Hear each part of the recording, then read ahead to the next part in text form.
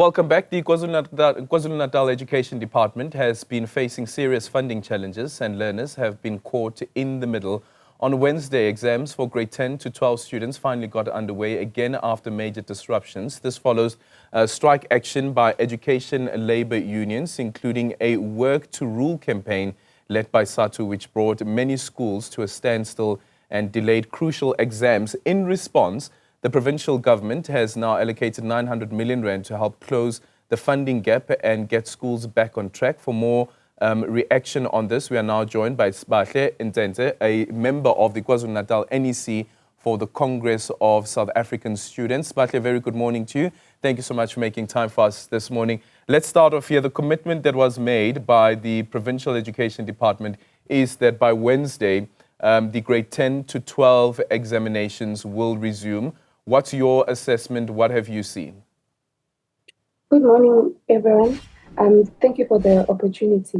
Yes, we have heard that the Department of Education has then said they will be allocating 900 million on Wednesday, which was on the 4th, actually. So since the 4th have not arrived, so we are also not sure if those funds will be allocated or no. Okay, but in terms of the resumption of the exams, do you know whether the exams for the grade 10s to 12s have resumed? Yes, the exams for the grade 10s to 12 have resumed, although the newly revised timetable also states that the exams for grade 10 to 12 will also resume after the schools have closed. But since it is common test, we're also in support that since the timetable says that the exams will be finished on the 29th and the schools close on the 27th. But since it is common test and they are very important, we are in support of that view because learners have been distracted, which was causing a very bad environment with teaching and learning.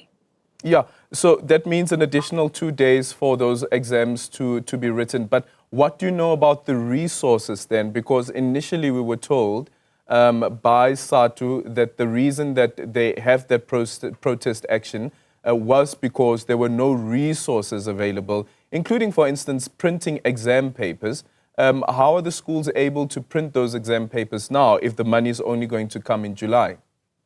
Okay, then with the printing of the material, I think the Department of Education had made the resources available for the school children to be able to write. I think they have made the papers, the printing of papers available so that the learners can continue with their mid-year exams. Yeah.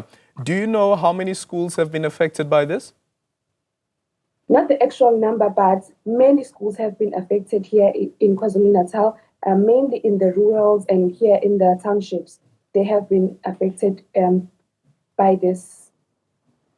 Yeah, and it's fine. You can expand a bit on that. The extent of this disruption and the impact that it has had on the education system in KwaZulu-Natal, especially from the learner's perspective. From the learner's perspective, as many may have seen a trending video from HOZini that the learners, firstly, it is very hard to study. And when you are supposed to write and writing is not made available to you, many children walk long distances to go to school, but they were not getting the opportunity to write. Some also joined the pickets supporting the teachers, that the teachers must get paid because they are doing a very good job and they are working extra hours that they are not getting paid for.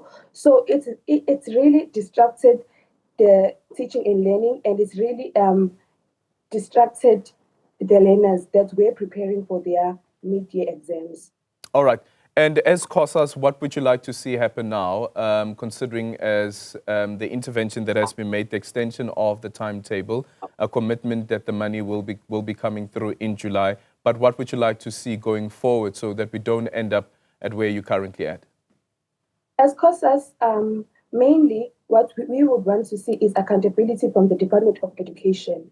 We must know that how did you get into this situation? If it means that the MEC should answer to us, then he should answer to us. If the MEC is failing to do his job, I think it is fine that he resigns, because we can't be facing such issues while we have been doing so much, and the learners have also increased the pass rate of KwaZulu-Natal. So if the MEC is failing to do his job, and then I think it is fine that he resigns, because that if we have challenges now, what are we going to do towards the end of the year?